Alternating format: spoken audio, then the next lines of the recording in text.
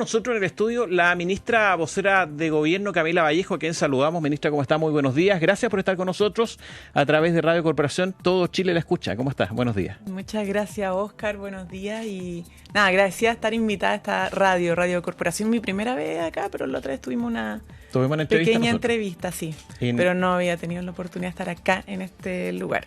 Así que felicitaciones por eso le iba a preguntar. Esto es una radio cristiana que llega a todo Chile, ¿no? El mundo evangélico, que es muy importante también desde el punto de vista de sus acciones sociales, en fin. ¿Cuántas veces has estado en radios evangélicas, así derechamente? Nunca. ¿Primera vez? Primera vez. He estado con la comunidad evangélica. Sí, claro. Sí. ¿Pero en un medio de comunicación cristiano? Nunca, a menos que no recuerdo nunca haber estado en una... O sea, estamos marcando un hito. Exactamente. Con la ministra vocera de Gobierno, Camila Vallejo. Emocionada por venir acá, le decía a Fernanda. Qué bueno. Nosotros estamos muy contentos también de escuchar. A ver, quiero que partamos con lo que ha ocurrido ayer con esta declaración que hace el presidente de la República. Hace varias semanas, yo que estoy en el Congreso, al menos un par de días de la semana, había mucha expectación de cuándo venía la Estrategia Nacional del Litio. La agenda de seguridad igual se va tomando los espacios, pero ayer el presidente entrega estos detalles respecto de la Estrategia Nacional del Litio. Lo que más se comenta es el rol que va a tener el Estado. ¿Debería asustarse el mundo privado porque sea Codelco, una empresa del Estado, la que tenga el rol principal, digamos, en la explotación del litio como un recurso estratégico del país? No, lo absoluto. A ver, pero varias cosas antes. Bueno, este es un tema largamente esperado, ¿no? El litio hace ya tiempo que está como en boca de todos. Hay intereses de otros países, de empresas extranjeras, ¿no? Por las reservas que tiene Chile en materia de litio. Nosotros tenemos la tercera reserva más importante, primero Bolivia, luego Argentina. Y además estamos siendo el segundo país exportador productor de litio. Pero más litio es muy importante no solamente por su precio, por el boom que está teniendo el litio, o ha estado teniendo en los últimos años, sino porque puede contribuir mucho al cumplimiento de metas en materia de cambio climático, ¿no? Nosotros hemos comprometido la carbono neutralidad y el litio aporta los materiales suficientes para poder pasar a una industria más sustentable, ¿no? Con las tecnologías que requiere para la industria automotriz o, por ejemplo, para la generación energética, lo que es la energía solar. Entonces, esto es una muy buena noticia, que hayamos logrado construir una estrategia nacional del litio que tiene varios componentes. Lo primero es la creación de una empresa nacional del litio. Pero para crear una empresa en Chile, una empresa pública, se requiere pasar por el Congreso, ¿ya? Se requiere legislar, se requiere un quórum que es significativo, y en eso vamos a estar trabajando este primer semestre en diálogo con las comunidades, con los gobernadores, con distintos actores para presentar el proyecto de ley este año, segundo semestre. Mientras tanto, vamos a crear también el Instituto Tecnológico de Litio y Salares, ¿ya? Que va a estar emplazado en la región de Antofagasta. Ya hemos ido avanzando, no requiere ley, y por lo tanto tiene una implementación más acelerada probablemente, y que nos va a permitir todo lo que es el aporte en materia de investigación, de estudios de salares. Cada salar es un ecosistema en sí mismo, son distintos los unos los otros.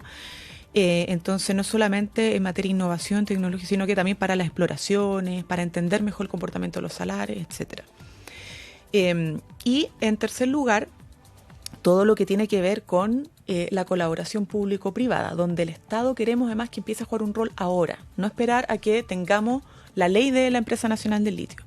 ¿Y cómo lo hacemos? A través de Codelco Enami, que son las empresas con giro minero, que son públicas, y a través de Corfo la idea es mandatarla, y particularmente a Codelco, a entrar ya en el salar de Atacama. El salar de Atacama es el 90% de los salares en nuestro país, ¿no?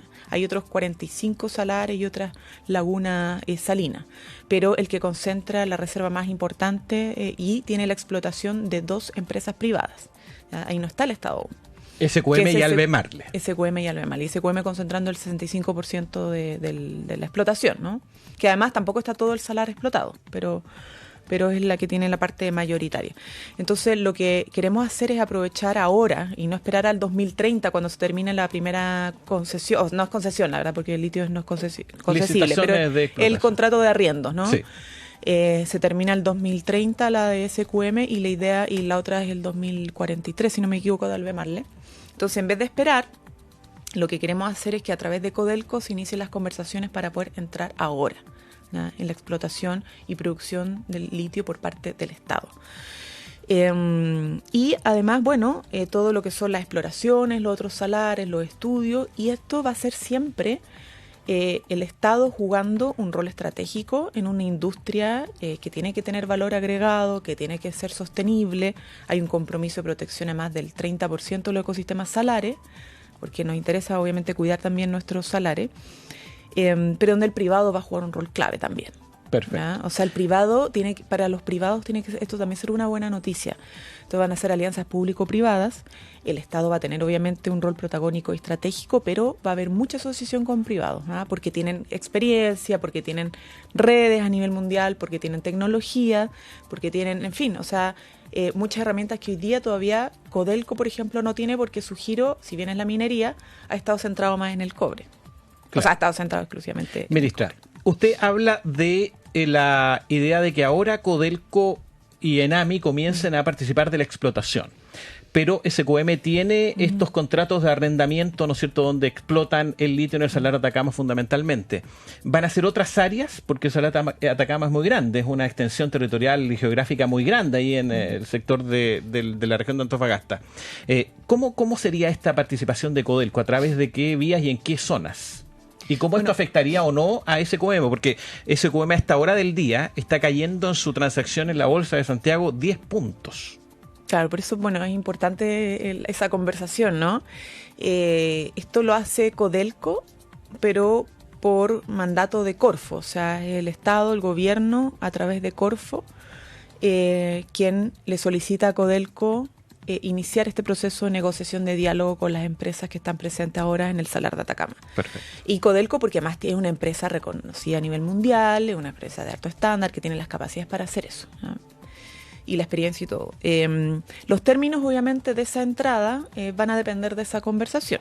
Ya, o sea, tiene que empezar la negociación ahora. Tiene que empezar y además, bueno, nosotros lo que hemos dicho, porque tenemos una responsabilidad y somos reconocidos también un país serio, vamos a respetar el contrato. O sea, nosotros no vamos a plantear un término anticipado del contrato. Lo que queremos es llegar a una conversación en buenos términos, pero que sí para nosotros es importante que la participación del Estado tenga control también en esta área. Pero eso va a ser mayoritario el control del Estado, la explotación de las reservas de litio. A ver, usted está en el gobierno y ya tiene que haber aprendido que es palos porque bogas y palos porque no bogas, ¿no? No sé. Entonces, la SOFOF está diciendo que con la Estrategia Nacional del Litio que presentó el presidente anoche, están apartando a los privados de esta explotación, mientras que hay otros sectores del oficialismo, fundamentalmente, que están pugnando, por ejemplo, por un royalty minero, que también está en discusión en el Senado.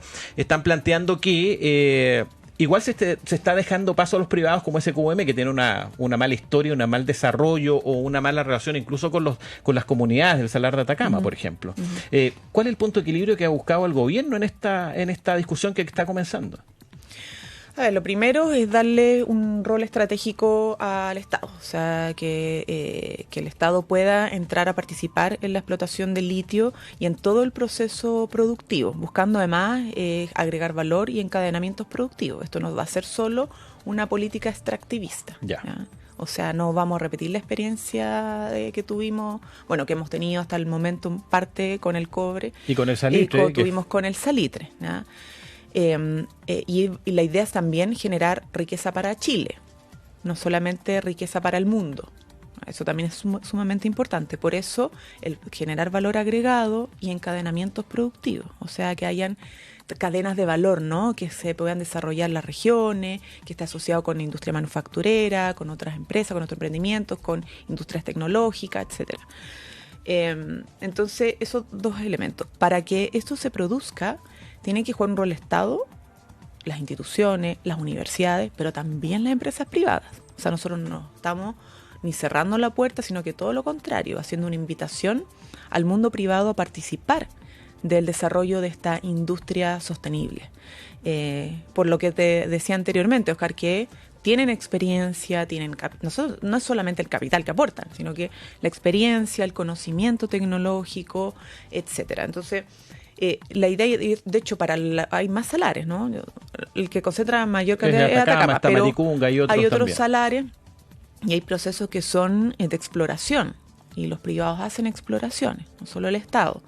Y y ahí cuando se inician los procesos de exploración, cuando terminan, perdón, los procesos de exploración y se determina que sí hay posibilidades de entrar a la segunda fase, que es de la explotación, bueno, los privados tienen una preferencia para poder entrar en ese negocio en alianza con el Estado, ¿no? Así que invirtieron en toda la fase de exploración, por ejemplo.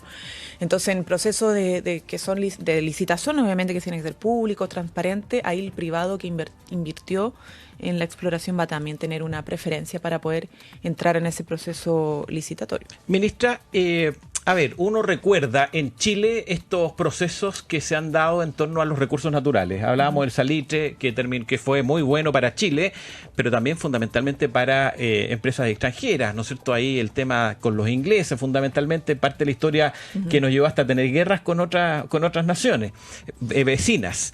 Luego viene el cobre, y el cobre vivió una cosa que, vamos a decirlo como dicen los jóvenes, mi hijo habla mucho esto de lo épico, épico, ¿no es cierto? Épico, una lucha épica por que este país, que es un Estado soberano, tenga la soberanía, valga la redundancia, respecto de la explotación de sus recursos.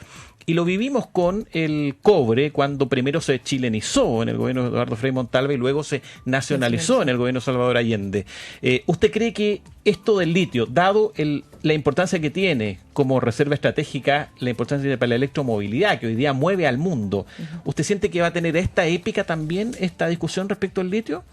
Y sí, quiero destacar que en el gobierno de Allende, lo decíamos en la editorial, la aprobación respecto de la nacionalización del cobre tuvo votos por unanimidad en el Congreso Nacional. Uno esperaría que la clase política hoy día también se manifieste en estos términos. Bueno, eso es lo que esperamos, y el mismo presidente de la República lo decía ayer en su cadena nacional, ¿no? Que esto viene a ser como a recoger la historia de nuestro país respecto a lo que es construir soberanía económica para el desarrollo. Un desarrollo que es de nuevo tipo, no es el mismo que habíamos visto en las últimas décadas, no va a ser solo extractivista como lo señalaba, pero sí es generar soberanía económica para el desarrollo de nuestras regiones, para el desarrollo del país, para un mejor vivir, ¿no? Y tener un estado de bienestar. Entonces, claro, como fue la chilenización, la nacionalización, hoy día es con el litio. Esto sí va a ser de la mano de los privados, pero con una participación mayoritaria del Estado en esto. Necesitamos que el Estado se involucre, que esto sea un impulso hacia el mundo, ¿no? Que el litio también es para el mundo, le interesa a muchos países lo que pase en Chile respecto al litio, pero que deje también acá, que genere empleo, que genere riqueza para el desarrollo de las regiones y que sea además una economía verde, ¿no? Que sea sostenible, que sea compatible con el medio ambiente. Sabemos que todo proceso de extracción genera repercusiones, eso no lo vamos a desconocer nunca, pero necesitamos explotar el litio y sí hacerlo de manera responsable, y por eso lo que viene con esto también, que antes no sucedía, es la protección de los ecosistemas, al menos un 30% de los salares. Y por eso es tan importante cómo esto conversa no solo dentro del gobierno, Ministerio de Economía, Hacienda, Medio Ambiente, ¿no? Minería, sino que también la institución que vamos a crear, que va a ser especialista en esto, en investigación, innovación, el instituto. Y además que va a estar emplazado, como lo decía, en la región de Antofagasta. Vamos a ver exactamente en qué lugar, pero al menos en la región ahí probablemente van a haber otras discusiones, porque muchos van a querer que esté el instituto emplazado en su comuna. Estamos conversando la idea es que haya épica, porque además de verdad que es muy buena noticia para todos y todas, y tiene que ser de orgullo para el país. Nosotros sabemos que la gente sigue valorando muchísimo a Codelco, una de las empresas más confiables para la ciudadanía. Muchos todavía quieren trabajar, o sea, como su principal opción de los que estudian en el rubro es trabajar en Codelco. O sea, tenemos una alta valoración por lo que son las empresas públicas de nuestro país, y particularmente Codelco, pero eso no quiere decir que la empresa minera... De los privados. No, primero que no vamos a dejar de lado a los privados, o sea, no va a pasar, vamos a ir de la mano con los privados en colaboración, pero además no significa que vamos a hacer lo mismo que antes, o sea, la idea es dar un salto en materia de desarrollo tecnológico. Estamos conversando con la ministra secretaria general de Gobierno, Camila Vallejo, a través de las 33 emisoras de la Radio Corporación en todo Chile, de Arica hasta Punta Arenas, en Antofagasta, que es el epicentro, digamos, de esta noticia. También nos escuchan a esta hora en Santiago en el 15.2 en Corporación Televisión.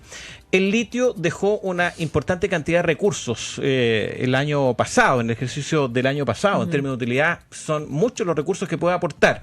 Y Chile necesita recursos para abordar una serie de agendas. La agenda social, fundamentalmente, los bonos que se están entregando a las familias. Ministra, se abrió una discusión respecto a los retiros de fondos de pensiones de nuevo, y el gobierno ha manifestado una posición contraria respecto de aquello. ¿Por qué cree usted que no debe acudirse a los fondos de pensiones y cuáles son los programas que el gobierno está impulsando, además del bono, ¿no es cierto?, bono marzo, que tiene una nueva edición, aumenta los recursos, se está hablando también del bono permanente para las personas mayores, en fin? ¿Cuáles son las ayudas sociales que ayudan con este tipo de recursos? Por ejemplo, el litio, que esperemos aporte mucha plata para esto. Sí, bueno, varias cosas. Lo primero que sí me gustaría decir es que la Estrategia Nacional del Litio tiene una naturaleza distinta a lo que es una reforma tributaria, ¿ya? Y porque tiene naturalezas distintas, porque bueno, depende de los ciclos del litio, de su precio, de los niveles de producción, de que las empresas no tengan un problema y paren, etcétera. Es que está pensado, es como, el litio es para construir obras, ¿no? Va a generar mucha riqueza, pero imaginémoslo un poco en esos términos, en simple, o sea, van a ser aportes importantes para el Estado, para las regiones, para construir escuelas, consultorios, hospitales, puentes, recursos desarrollo. Claro. Una reforma tributaria tiene una naturaleza distinta, que es tener ingresos permanentes y estables para gastos permanentes, como lo puede ser, por ejemplo, la PGU, que es una pensión que hay que estar pagando todos los años, que es un gasto permanente porque todos los años hay que estar pagando las pensiones garantizadas universales, y además porque queremos ampliar el monto. Entonces, lo digo porque es tan importante, porque algunos dicen, bueno, no avancemos una reforma tributaria ahora que vamos por el litio. No, o sea, son cosas distintas. Teniendo esta Estrategia Nacional del Litio, igual necesitamos una reforma tributaria. Entonces, nosotros estamos insistiendo en esto porque la última vez, lamentablemente, la oposición rechazó la reforma tributaria, la idea de legislar, pero bueno, estamos buscando todos los puentes para alcanzar un acuerdo en la materia que nos permita aumentar los impuestos a los que más tienen, ¿ah?, sin afectar ni a la clase media ni a las personas de menores ingresos, y que esta recaudación no sea suficiente para financiar estas políticas y ayudas sociales. Entre ellas, pasar de la PGU a hasta un poquito más de 200.000 pesos ya, con el último reajuste, a los 250.000 pesos y de carácter universal. Pero también para el financiamiento permanente en materia de seguridad ciudadana, entre otras cosas. Ahora, mientras tanto, lo que nosotros hemos hecho, además del plan Chile Apoya, que fue el año pasado, creamos ahora último el paquete de ayudas económicas, ¿no?, que vino a duplicar el bono marzo y aumentar otros subsidios que existen, como asignaciones familiares. Tenemos el subsidio Protege, que esto va para las mujeres principalmente, aunque son cuidadores y cuidadoras, de niños, si no me equivoco, hasta 12 años. Y la verdad, hasta 5 años, porque antes era hasta más chiquitito. Y esos subsidios permiten pagar, por ejemplo, lo que son las sala cuna, jardines infantiles, y eso se mantiene. Y además está el aporte, el bolsillo familiar, ¿no? El bolsillo familiar, que opera como una especie de tarjeta de alimentos. Yo siempre lo digo, que es como el Estado va a financiarte lo que tú gastas, un porcentaje de lo que tú gastas en consumos básicos, particularmente alimentos, ¿ya? Y como han subido algunos precios, bajan, pero otros suben. Ahora estamos hablando, por ejemplo, el huevo, a propósito de la gripe aviar. Entonces, esta tarjeta que empieza a implementarse, el bolsillo familiar electrónico, que empieza a implementarse ahora en mayo, va a implicar que el Estado te vaya recargando a tu cuenta RUT mes a mes recursos para cubrir lo que fueron un porcentaje de los gastos en alimentación, por ejemplo. Y de hecho se pueden traspasar de un mes a otro si tú no lo ocupaste. Perfecto.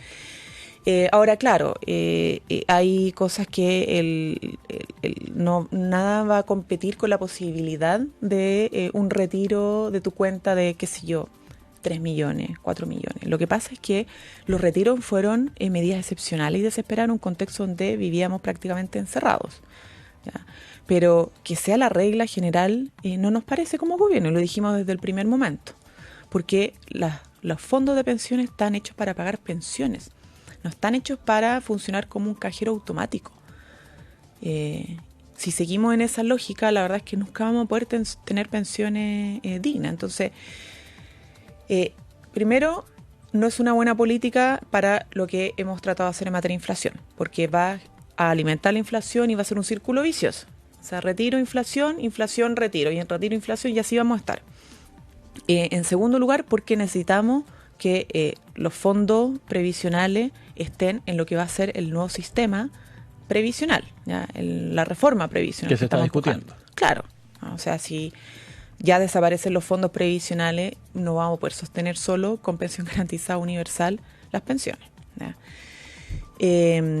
Y en última instancia, porque efectivamente ahí vemos nosotros de algunos sectores que tratan de debilitar con esto el respaldo a la necesidad de tener un sistema previsional, ¿no? Entonces quedémonos solo con los retiros o quedémonos solo con los autopréstamos. ¿Para qué legislamos una reforma de pensiones? Y lo cierto es que en nuestro país llevamos 2 intentos fracasados por tener un sistema previsional. Y cada uno de estos intentos ha tomado muchos años en la discusión legislativa. Muchos años, y quienes terminan pagando el pato, al final, son siempre las familias trabajadoras que llegan a la edad de jubilación con pensiones miserables. Hay un solo argumento que me hace sentido respecto a lo que plantean quienes están detrás de los retiros. Que los aportes del gobierno, estos subsidios, ¿no es cierto? La PGU, Protege, no llegan a la clase media. ¿Es un mito o usted asume que falta ahí ponerle un poco más de apoyo a este sector que sostiene también al país? Es real que no han habido como transferencias directas a los segmentos medios altos, ¿no? Que igualmente se han visto impactados, ¿no? Han habido otras políticas que no son de transferencias directas, ¿no? Por lo que decía anteriormente, porque cuando hemos tenido momentos de gastos fiscales expansivos, o sea, muy grandes, muy universales, se produce un calentamiento de la economía y eso genera luego inflación, entre otros factores, como la guerra en Ucrania, ¿no? Claro. No quiero decir que sea el único. Pero sí han habido otras políticas, por ejemplo, y hay que remarcarlo porque a veces la gente no se entera que son políticas de gobierno. El copago cero implicó sumar a un segmento particularmente de mujeres de clase media a la gratuidad en la atención en salud. O sea que antes tenían que pagar en el mundo privado o incluso en el mundo público, en el sistema público, por consulta, por intervenciones, por operaciones, exámenes, por tratamientos, por exámenes, por todo, ¿no? O sea, tenían que pagar en el sistema público, aún estando en FONASA. Entonces ahora esas hombres y mujeres, principalmente mujeres de ingresos medios, de clase media, no tienen que pagar absolutamente nada. O sea, tienen ahorros que desde una consulta, no sé, te digo, de 10.000 pesos a 600.000 pesos, 1 millón de pesos, dependiendo del tipo de intervención, ¿no? O de atención que se haga. Pero también otro apoyo es como lo que son las garantías para el 10% del financiamiento de los créditos hipotecarios. Y ahora también estamos buscando otras medidas. O sea, sabemos que el principal problema de la clase media son las deudas. Entonces estamos viendo ahí algunos caminos, y particularmente Hacienda, de qué hacer con el tema del endeudamiento. Pero efectivamente, ¿podríamos tener anuncio en esa materia pronto? Y bueno, y el apoyo que viene, bueno, aumento del salario mínimo, generación de empleo, ¿no? Las 40 horas, pero esperamos también avanzar en materia de endeudamiento. Ya, ministra, quiero preguntarle por las 40 horas porque usted es autora del proyecto en el Congreso. Yo reporteaba para otra radio en esa época cuando usted presentó la iniciativa junto con la diputada Carol Cariola. Y escuchábamos a los ministros del gobierno del expresidente Piñera decir que los jugadores de fútbol iban a tener que salir del estadio si se cumplían las horas, que los bomberos iban a dejar de las brigadas de CONAF iban a tener que dejar de apagar los incendios porque se cumplieron los horarios, en fin. Hoy esto se convierte en ley con un apoyo transversal. Yo estuve en el Congreso cuando se tramitó hace un par de semanas. Usted estaba muy emocionada por lo que ocurrió allí como autor del proyecto. Y esto se ha defendido como un impacto directo para las familias, para nuestra audiencia en todo Chile, para el mundo cristiano. El tema de la familia es un tema muy importante.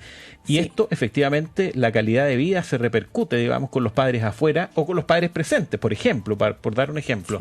Sí. ¿Qué le dice la gente cuando le comentan de las 40 horas? Bueno, también dicen que felicitaciones por las 40 horas o gracias por las 40 horas.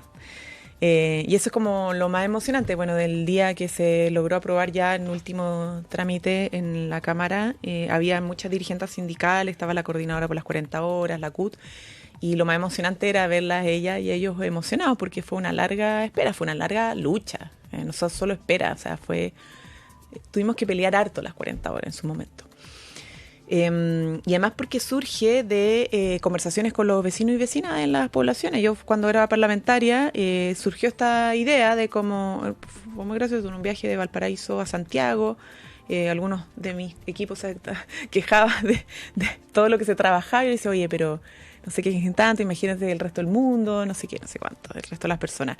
Y ahí se me ocurrió empezar a preguntar cuántas horas trabajaban el día los vecinos y vecinas del distrito que yo tenía que representar. Entonces recorrimos La Pintana, Puente Alto, preguntando, y ahí fue como demoledor, porque en ese entonces más discutíamos la reforma educacional y muchos en el debate estaba como la responsabilidad de la educación parte por casa, dónde están los padres, las madres, preocupados de la educación de sus hijos. Entonces, las madres, por ejemplo, con las que me tocó hablar, me decían, yo no tengo tiempo para esto, o sea, no veo a mi hijo, no sé en qué anda, y me exigen luego como hacerme cargo de su educación, de que no entre en la droga, que no entre en la delincuencia. Entonces, fue como chuta, claro, o sea, ella salía muy temprano en la mañana, dejaba como todo armado la noche anterior la mochila de su hijo, etcétera, y llegaba tarde, o sea, era más por los tiempos de traslado, imagínate en La Pintana o en Puente Alto, cierto sector de la Florida también, en Puente Alto. Entonces fue ahí cuando empezamos a estudiar el tema y dijimos, Chile tiene un tema pendiente con las 40 horas, porque más hay un convenio, que es el de la OIT, el convenio 47 de la OIT del 1935, que llamaba a los países a reducir progresivamente la jornada laboral a 40 horas. Bueno, entonces ha sido un largo camino y creo que el acuerdo que se alcanzó, incluso con aquellos que se oponían antes a las 40 horas, fue un buen acuerdo, fue un acuerdo equilibrado. La verdad es que creo que es positivo en varios aspectos porque con el respaldo de nuestro gobierno y la ministra logramos incorporar a distintos sectores productivos y tenemos una adecuación de las 40 horas, no solo ya en la jornada ordinaria, sino que también en las jornadas especiales y en las jornadas excepcionales. Jornadas especiales como las trabajadoras de casa particular o como los choferes del transporte público, privado de carga, trabajadores del mar, o las jornadas excepcionales como la minería, que son por sistema de turno, y que también no es llegar y bajar una hora diaria, no tiene sentido para ellos. Entonces se establece como un promedio y con compensación de días, horas de descanso. ¿Y los empleados públicos? Los empleados públicos están considerados para lo que viene después, porque esto estaba en la reducción de la jornada del Código del Trabajo, ¿ya? Y lo que se está haciendo con el sector público es avanzar a través de una mesa, eso se suscribió en la última negociación con el sector público, para ver cómo adecuar también a los distintos servicios públicos a esta reducción de jornada. En algunos casos, están en 44 horas, pero en la realidad, por ejemplo, de los estatutos especiales, estatuto docente, el estatuto administrativo del sector público o de la salud primaria, que son distintos. Entonces, hay que diseñarlo muy bien para que logremos cumplir entre la reducción de la jornada y la calidad del servicio. Y la atención a los usuarios, que también es importante. Exactamente. La ministra Camila Vallejo conversando con nosotros a través de las 33 emisoras de la Radio Corporación en todo Chile, también en el 15.2 en Corporación Televisión. Ministra, queremos ya liberarla de su agenda, porque entendemos que tiene hartas cosas que hacer, pero en materia de seguridad, ¿Chile le va a ganar a la delincuencia o cómo lo ve usted desde el punto de vista de los esfuerzos del gobierno? Bueno, sí, trabajamos en unidad y dejando de lado la pequeñez política en contextos que sabemos que es electoral, donde se pone más tenso siempre el debate. Yo creo que sí lo vamos a lograr. Necesitamos respaldo, necesitamos harto respaldo. Tenemos una agenda contundente, una agenda muy ambiciosa, son 31 proyectos de ley en el Congreso Nacional, pero también todo lo que es lo operativo, lo que es la acción más inmediata. Plan Calle Sin Violencia, ¿cierto? Los planes asociados a recuperación de barrios, de operativos policiales también en varias comunas. La coordinación entre las instituciones, el Estado está al debe. O sea, necesitamos fortalecer a las instituciones del Estado y la coordinación entre ellas, porque la verdad es que el crimen o la delincuencia evolucionó más rápido que las instituciones del Estado para combatirlas. Y esa es la realidad en la que nos enfrentamos, ¿no? Por lo tanto, yo creo que sí vamos a poder, tenemos la oportunidad de como frenar, ¿cierto?, y romper con esta tendencia al alza del crimen organizado, pero en la medida que el gobierno no trabaje solo, sino que tenga la alianza, el respaldo y la voluntad de otros sectores, no solamente las instituciones. Y ahí, evidentemente, necesitamos también a la oposición, por ejemplo. Una oposición que una parte de la oposición estaba exigiendo prácticamente retirar las reglas de uso de la fuerza cuando son las mismas policías y las Fuerzas Armadas que no han pedido tener reglas de uso de la fuerza con rango legal. Entonces, creemos que aquí es importante la colaboración de todos, aunque podamos tener diferencias en el debate, y para eso están las votaciones y poder llegar a acuerdos en los aspectos quizá más precisos de cada iniciativa. Pero esto tenemos que verlo como una política de Estado, no solamente como una política de gobierno. No se trata de infringir un daño o un triunfo al gobierno, al final se trata de cómo ganamos como país. Así como lo es la política exterior, que son políticas de Estado, bueno, la política de seguridad pública también tiene que llegar a ser una política de Estado. Y eso es lo que estamos buscando. En la medida que logremos eso, ese entendimiento básico, fundamental, creo yo que vamos a ir no solamente frenando la tendencia al alza de los delitos violentos, sino que vamos a ir haciéndolos retroceder. Muy bien, ministra Camila Vallejo, muchas gracias por haber estado con nosotros esta mañana a través de la Radio Corporación, también a través de las múltiples plataformas de Aquí y Ahora, aquiyahora.cl. Nos despedimos, además, también de nuestra audiencia. Le deseamos éxito en el tema de la seguridad, queremos que al gobierno le vaya bien, porque es un tema súper importante para todos los chilenos, y muchas gracias por este hito también que representa la primera entrevista en una radio evangélica del país. Así para todo Chile. Muy buenos días, ministra Camila Vallejo. Muchas gracias por la invitación y un saludo y mucho cariño a toda la comunidad evangélica también.